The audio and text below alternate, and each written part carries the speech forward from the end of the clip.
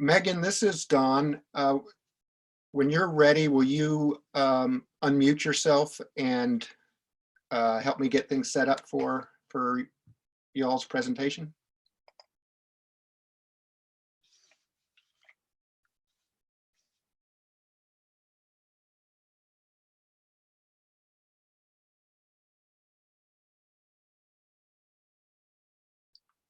And also, Kim, I see you're on. Trying to figure out who are the presenters. Yeah, hi Don. I am a presenter. I believe Megan and Melissa just joined as well. So there's at least 3 of us here. Okay, who is going to share your screen and do the PowerPoint or whatever your presentation? We thought I might do that. Who was that? This is Melissa. Okay, thanks, Melissa. Let me start my video, sorry. Yeah. There we are. Oh, right. Hi. If you would, hello, if you would go ahead and share your screen, that'll keep anybody else from hijacking it. Do you know how to do that? Oh yeah, look, faster than I can do it. Okay. So there it is. I guess, I'll just put it on. Yeah, just leave it on the first slide. Yeah. Yeah. Okay. So there it is. I guess we had a question. I had tried to use some subtitling. It doesn't appear to be working right now, but will there be interpreting services for Gallaudet members? Do we need to worry about subtitles? I'm asking because it didn't really translate very well. I'm not sure it was as helpful as it could have been. Yeah, was it the PowerPoint, the new feature in PowerPoint that does Yeah. it? Yeah. So my understanding is that we have got an interpreter for any session that a deaf person was going to be attending. Okay. And in fact, in my last one, there was an interpreter. Okay. But I don't believe there is anybody in this one. Okay. So right. I was on a call or listened to a presentation yesterday, and the guy was using that feature really just as a test. And it was kind of interesting to watch it and see what mistakes it made. Although I would say that I thought it was pretty good. Okay. So you could do that if you wanted just to test it, maybe get people's feedback, but you certainly don't have to do that. Okay. Well, supposedly I have it on right now and it's not working, so maybe I'll just let it go. Well, we're not seeing well, maybe we are seeing your presentation. Is the presentation showing up? No, it looks like it's a list of files. That's part of the presentation. How about this? Okay, yes, that looks like a presentation. Okay. I was going to one of Gwendolyn's slides just to make sure. She had to be called off to a meeting, but she took some time this morning to make recordings for her slides. So I'm going to put on the first one here on the recording, and just to make sure that it's working. Yeah, okay, good. My job here is to talk a little bit about Tropy. That sounds like Gwendolyn. One of the Okay. Yep, it's working.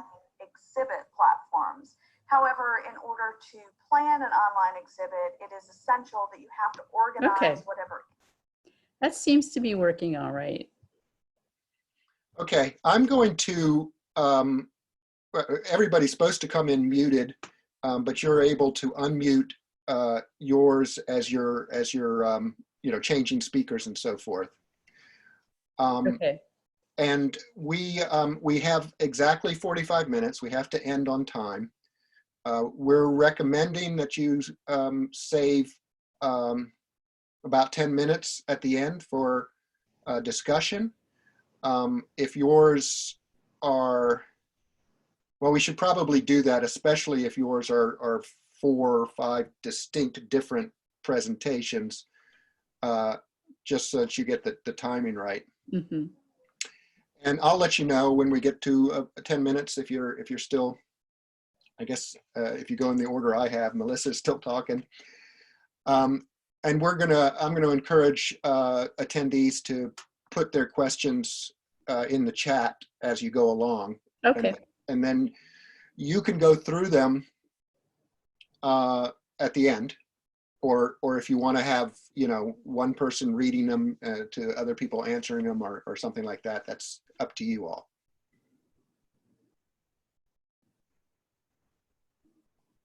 Okay.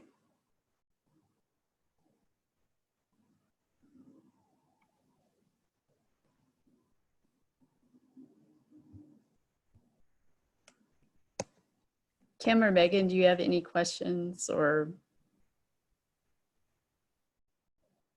I don't think so. As long as you can hear me, I think I'm good. Mm-hmm. Yeah, you're fine.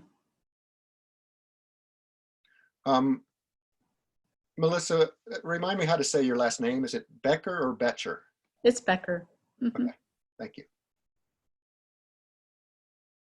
I'm also good if you can hear me as well. Okay. I'm planning to let you guys introduce yourselves if that's okay. Just at the beginning, will that work? Yep, that's fine. Yeah, I was told to introduce people as well, but Introduce everybody? yeah, I was just going to say who the presenters were. Okay. But if you want to add anything to it, or, you know, remind people, it's up to you. If you would rather introduce yourselves, I'm happy to do that as well.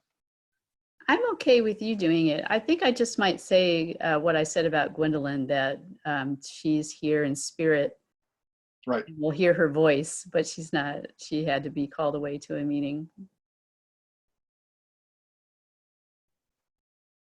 And is it accurate to say that the American University Center for Teaching, Research, and Learning is it outside the library, or is it part of American University Library? It is outside of the library. Yep. Okay. That's what I thought.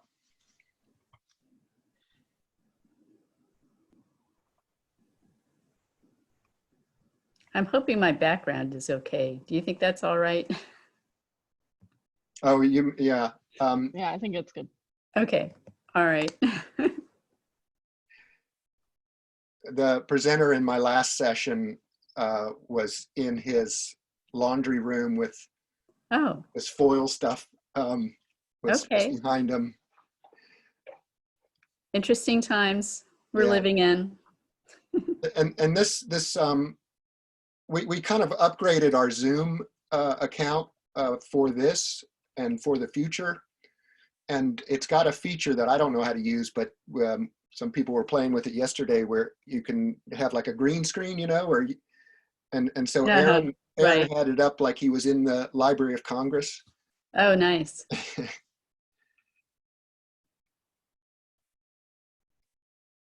We'll do that another day, I think. Yeah, that's what I thought.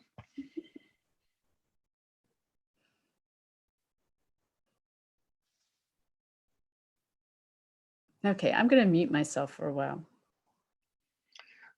Okay, I do have one last question. Because what I had was that you, Melissa, were, well, what do I have? I had that you're the Associate Director of Research, Teaching, and Learning. Yes, that's correct. That's different than the Center for Teaching, Research, and Learning. It is. Okay. Okay, thank you. That's it. We have lots of research, lots of teaching, and lots of learning in our decentralized campus. That's one of our points today. Yes.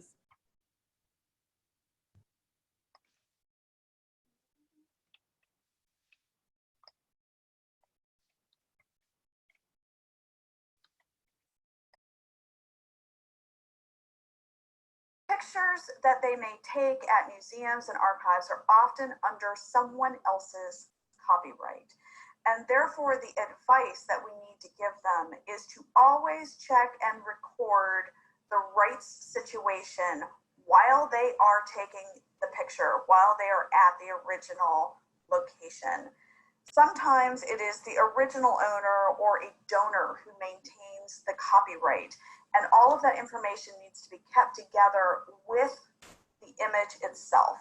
So one of the things that is incredibly nice in Tropy is that there is a rights field.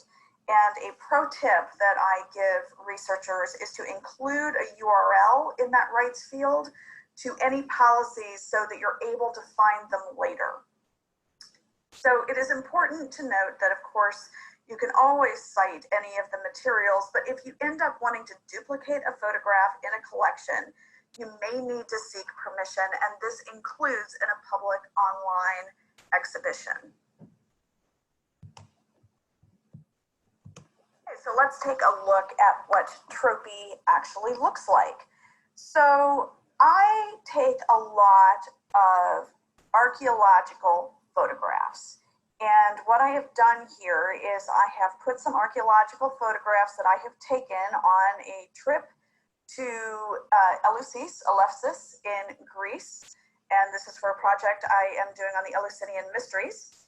And I have put them together into a file about the Eleusinian mysteries. And you can see here that it looks kind of similar to a Zotero screen.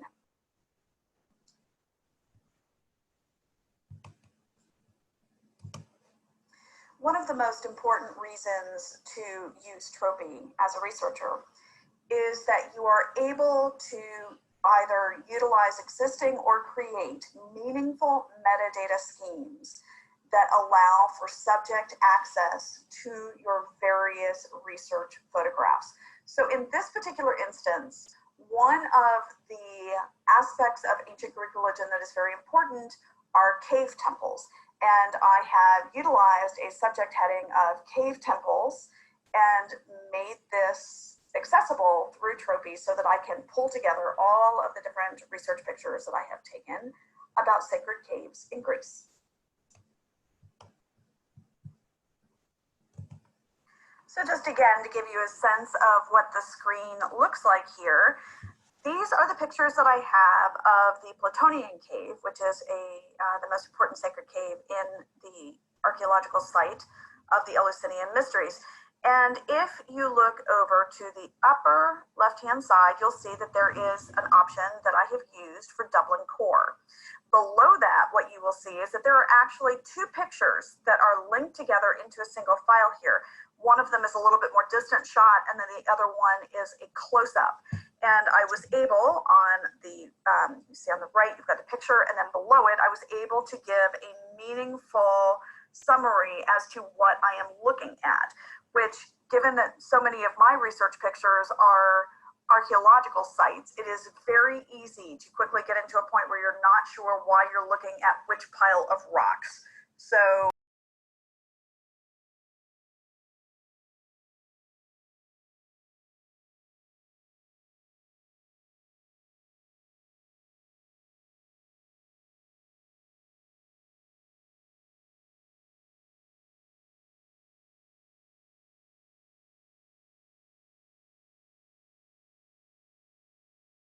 archaeological site of Eleusis.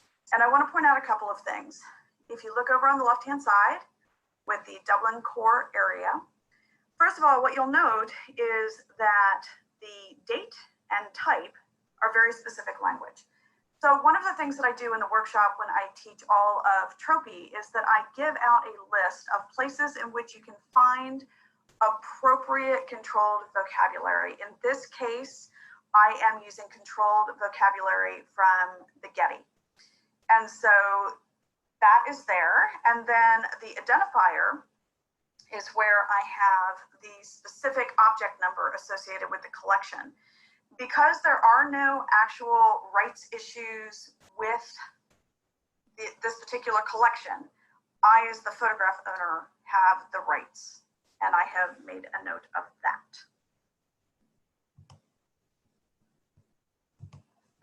Here I have taken a picture for you so that you can see everything that is under that scroll down for the metadata in terms of all of the fields that are there for Dublin Core. Additionally, there is always this Tropy photo area in which this is pulling metadata, especially some of the technical metadata, directly off the camera. And that is a very valuable thing to have.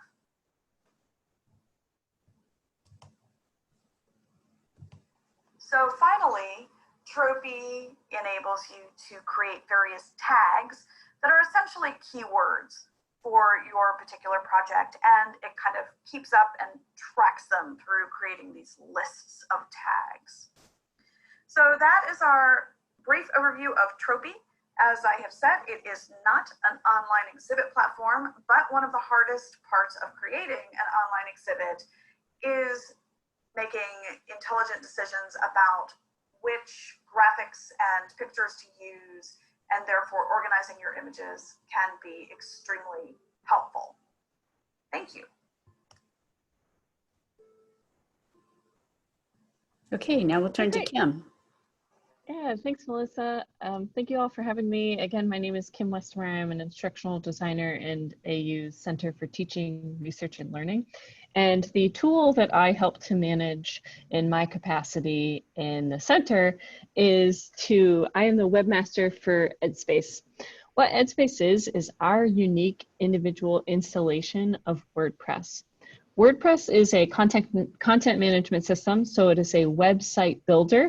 It is the most used CMS on the internet. So it's something crazy like 50 to 60% of the world's websites are built on WordPress.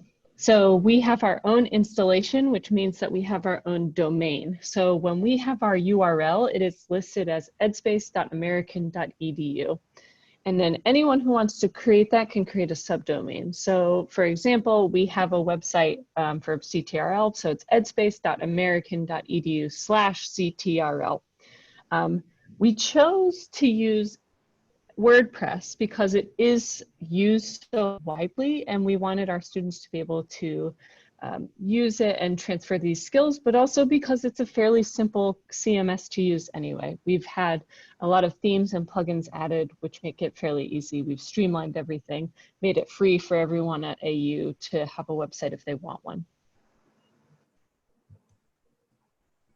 So when we facilitate these workshops, I kind of go through what a faculty member or why a faculty member would choose EdSpace as their chosen platform to exhibit their online or their research online.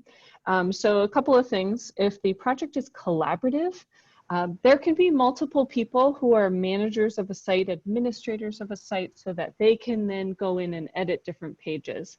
They can't edit the same pages at the same time, but it's if you have a distribution of labor, so if one person is going to do the main page and then another page is done by somebody else, it's really easy to collaborate with anyone who is anywhere in the world. If a faculty member wants a really customizable presentation, EdSpace is a great place to go. WordPress is a great tool to use. There are lots of different plugins, as I mentioned, that we have purchased already, many themes that we have purchased already that can make it as, we can try to get as close to their vision for their online exhibit as we possibly can. We also, on the other end of that, if someone wants something that is really simple and can get really, up and quick, really quickly, that's also an option too. So we have on one end, very highly customizable, takes a little bit more time, or we have something that's really quick and easy to throw up and can present research and can make it widely available to others, which is another point here. We have search engine optimization enabled on all of our websites that are created on EdSpace. So if someone wanted to maximize their chances of being found or picked up higher in the queue in Google for their search engines, we've enabled that for people. And they can add, modify, or remove information at any time.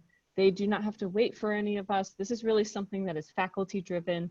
We provide support in the sense that we are available to answer questions on specific technical things, but really faculty are the ones who are driving this, and their students as well. So I have two examples here. The first one, let's do the Black River Road project. The first one, though, is a general overview of someone's research. It's a personal research agenda, so it's more of like a part of their entire portfolio. But this is a specific example of a faculty member's project that they are collaborating on with students. So it's, again, really highly customizable. You can see at the bottom that Jenny Walkup is an MA student in anthropology. She's the one who has created this site and the structure, and all of the students are contributing to the content itself. So if you go to, they're still in the process of building it, so this is not completely done. This is a years-long project. But so Melissa, if you go to timeline,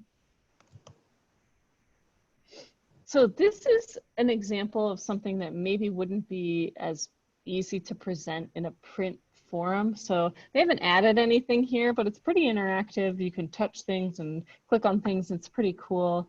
Can you click on innovative imagery at the top? Is it? Yes. Yeah. So they've got a little bit more that's happening. These are their different rules that they have for each other, which is really cool that they get to present this information in this way. And then if you go to Explore River Road at the top, this is kind of a preview for what Megan is talking about, but it's really cool because you are able to take and embed different tools within an EdSpace site. So this is an example of ESRI StoryMaps, which is really, really cool that you can embed it within a larger site. So you can have both. A lot of these tools that we're going to show you are yes and, they're not mutually exclusive, and this is a really good example of that. Yeah.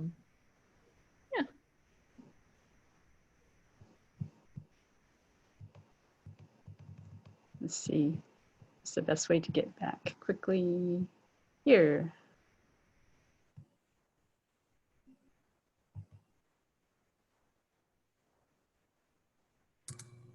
All right. Hi, everyone. My name is Megan Snow. I work for the AU Library. I'm in charge of basically all things GIS. So I'm going to talk to you guys today about ArcGIS Story Maps, also called ESRI Story Maps. ESRI is the company that makes ArcGIS. So if you are not familiar with GIS in general, ESRI is like the Microsoft of the GIS world. They have essentially a monopoly on software and technology. So they have produced their own online kind of digital humanities-esque platform that is specifically meant to work with spatial data, with GIS data. However, you can make story maps without using spatial data or without any GIS knowledge. They basically allow a user to combine text, video, audio, anything you want and put it into a narrative form with maps if you would like to have them. I think one of the best things about story maps is that it is incredibly easy to use. It looks really good and it's not hard to make it look good. It's very much kind of a drag and drop interface. And we will look at an example, but I have met with students in the last couple of months who wanted to meet to learn how to use it. And our meetings were very fast because they realized quickly that this was a lot easier to use than they thought it was going to be. Yeah. You can move to the next slide. There we go. Thank you. So the thing that is a little bit unique about story maps, especially when you compare it to something like WordPress, is that it is meant to be used to tell stories. So the narrative feature is kind of key. When you are making a story map, you want to have a strong linear narrative and you want to ideally kind of have it planned in advance. So I think for most students, especially grad students who are using story maps, my biggest advice is before you get in and you start making something, actually sit down, plan out like what is your story, what is your narrative. And because as we will see in the example, a story map is something you essentially scroll through. So you are wanting to have a clear narrative as opposed to when you are working in something like WordPress or EdSpace, you can have more of like a website experience where you click around and you explore and you kind of choose what you see and in what order. Story maps are different from that because you are taking the viewer or the reader on a much more linearly defined experience.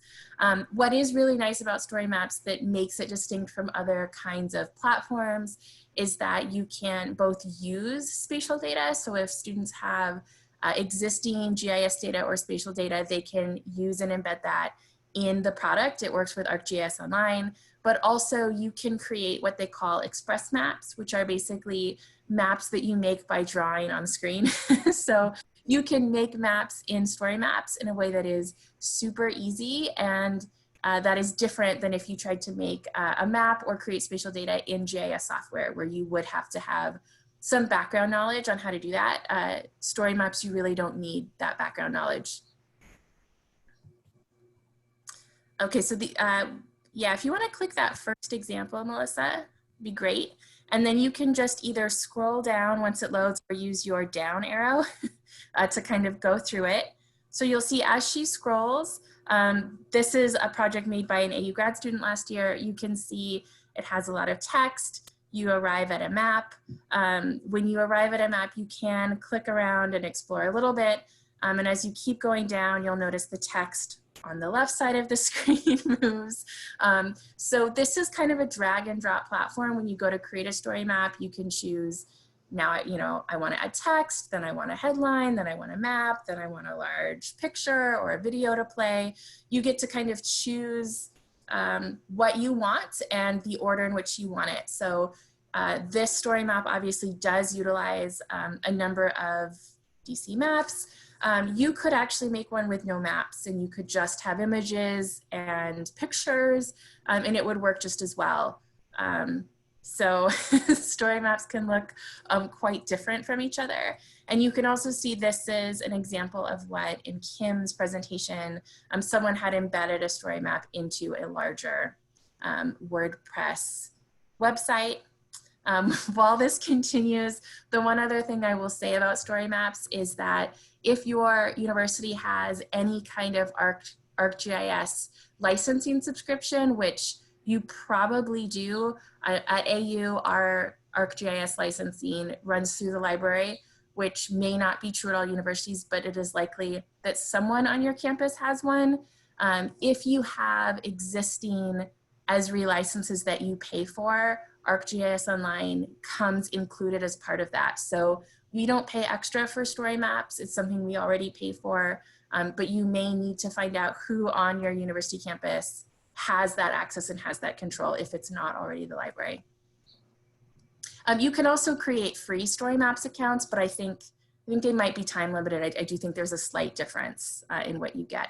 And what's nice about having a university subscription is that we can kind of track and see what our students are creating. That's great.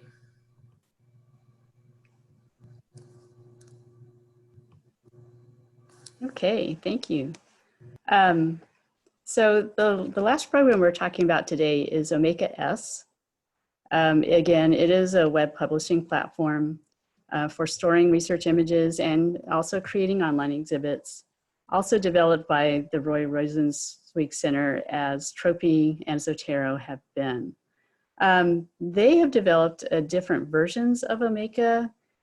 This is sometimes a point of confusion among faculty and students because they've probably heard of Omeka Classic and possibly Omeka.net. So what we have is slightly different than those. Omeka-S is the institutional version of Omeka, where there's an umbrella site, and then each person can have their own subsite under that main umbrella site. The other two are individual for individual projects. The difference, if you not familiar already, between them is how they're hosted.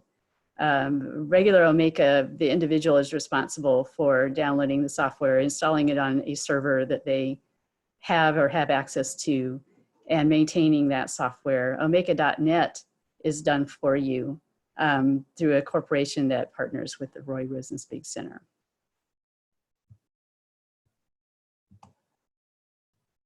When trying to counsel faculty on when to use Omeka-S, I think a good use case is that if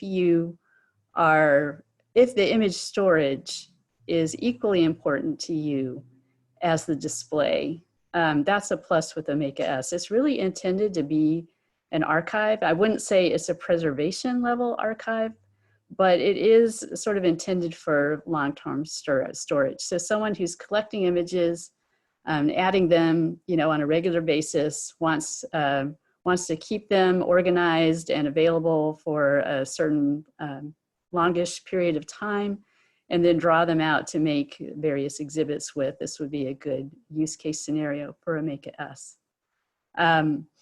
Also, the other point to Omeka-S that I think is a good selling point is its robust metadata.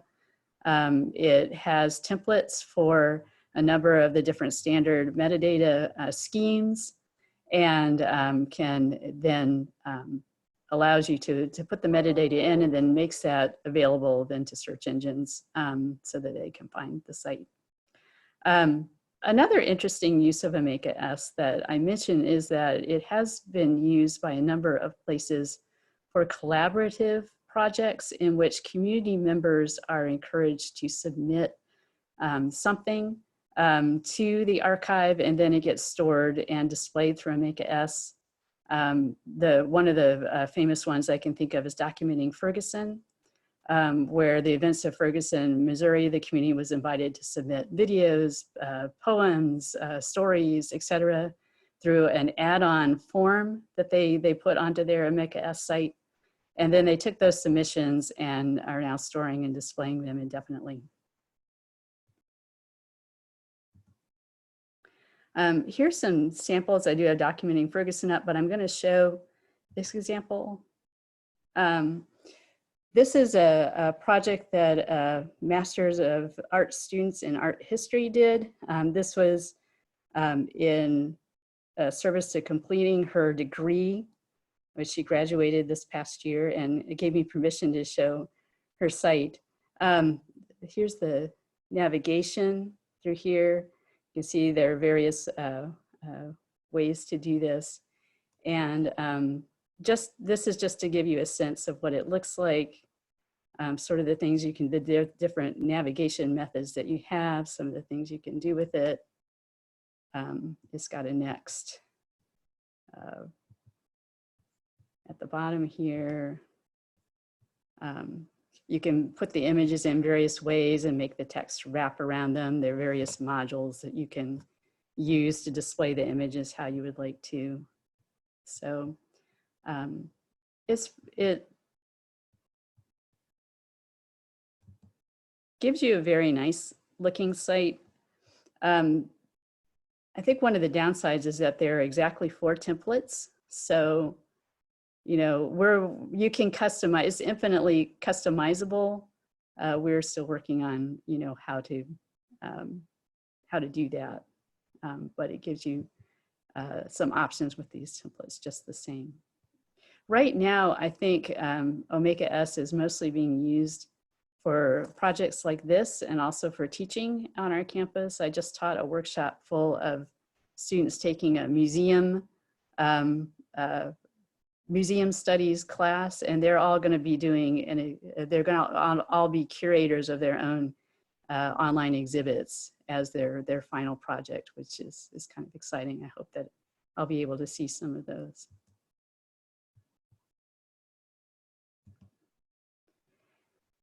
So at this point, we're wrapping up our presentation part, and we'll be happy to turn to questions. Also, if we would like to discuss a little bit, we came up with some questions here about how are you supporting exhibition platforms like this at your, or digital scholarship at your institution, and how can the library be involved in promoting faculty research? But I think, Don, should we be taking a look at some of the questions here?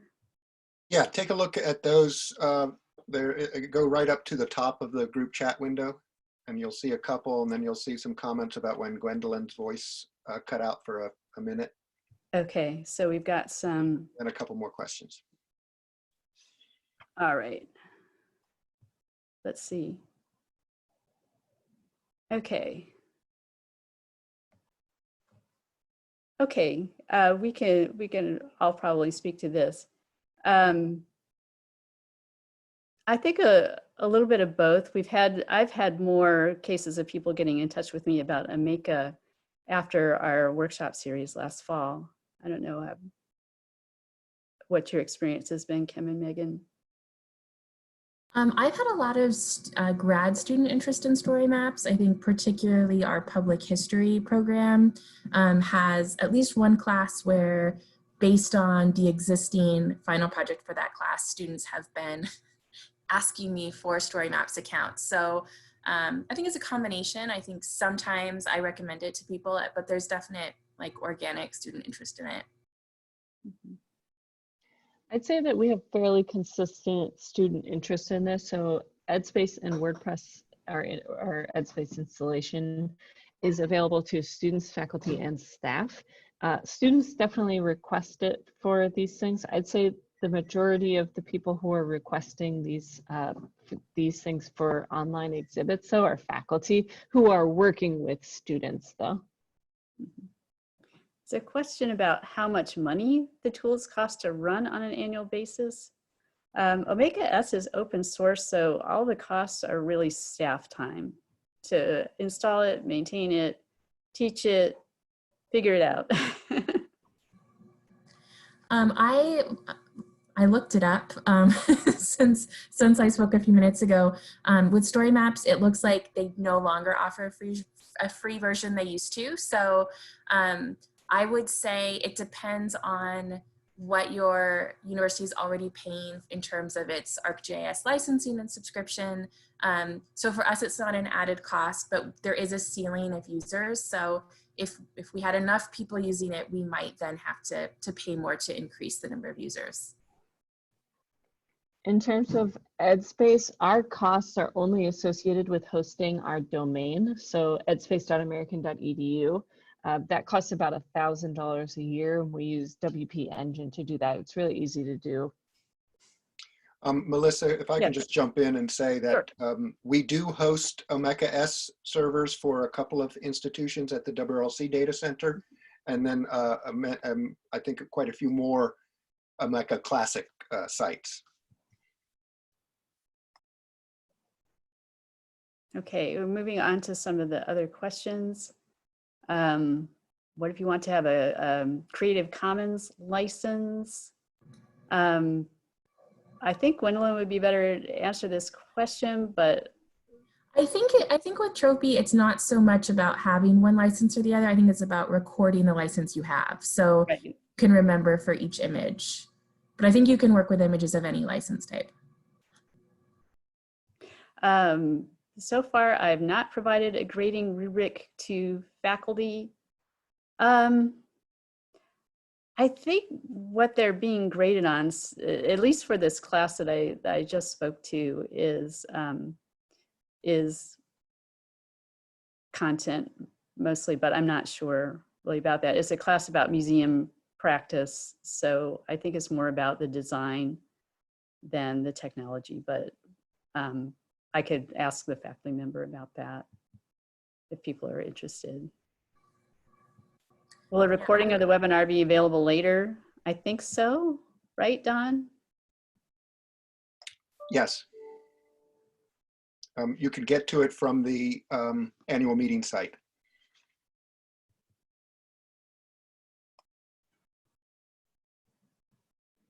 For the student projects as well, so in my capacity as both the webmaster for EdSpace as well as an instructional designer, so I always ask faculty first, why are they wanting to create a website?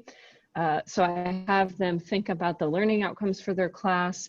I don't want them to think of the tool and then try to make their learning outcomes fit into this idea of using the tool. So we go through what the learning outcomes are, if this can be achieved here. And then from there, I work with them to create the rubric for this or the grading criteria for that. So a lot of times faculty want to focus on the design as well, but it might not be a class that's design focused, or that's not necessarily a learning outcome. And so we have to find some balance there, but it's individual to each faculty member and for each project and each class. And so I don't provide them with a set grading rubric necessarily, but I do help them develop that in conversation with them. Okay, so there's a question, is Omeka-S easy for faculty and students to use? I think it kind of depends about how many other of these kinds of software that they've used before. It was a little bit of a learning curve for me because I haven't used WordPress before. And so, you know, but the students that I was teaching in this class the other day, they got it right away. And the ones that got it were the ones that had used WordPress or some other kind of software before.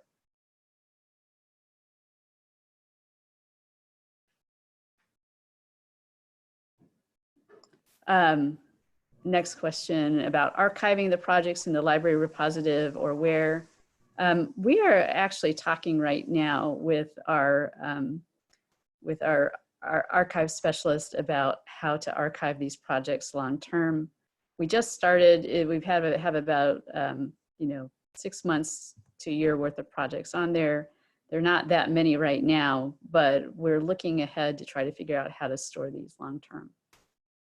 We do plan to do that, just working on the best way how. How about like the EdSpace projects, Kim, or the story maps, Megan? Archiving for those? We're not currently.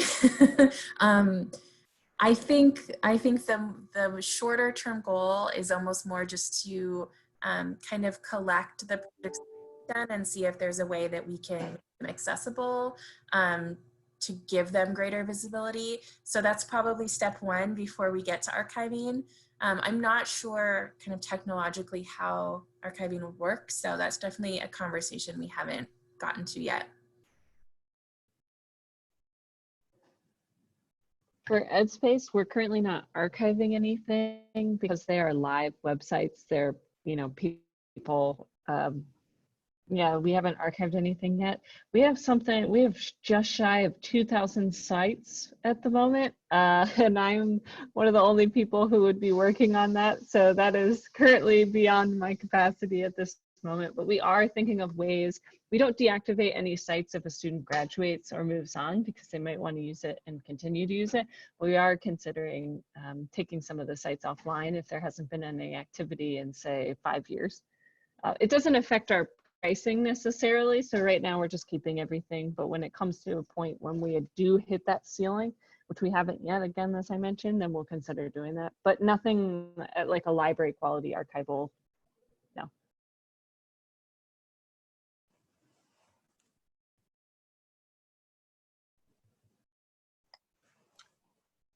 We have just a couple of minutes left if anybody has a final question or two.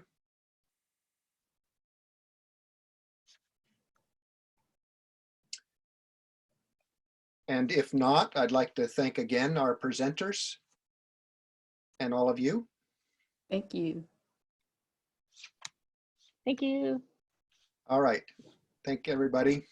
See you next time.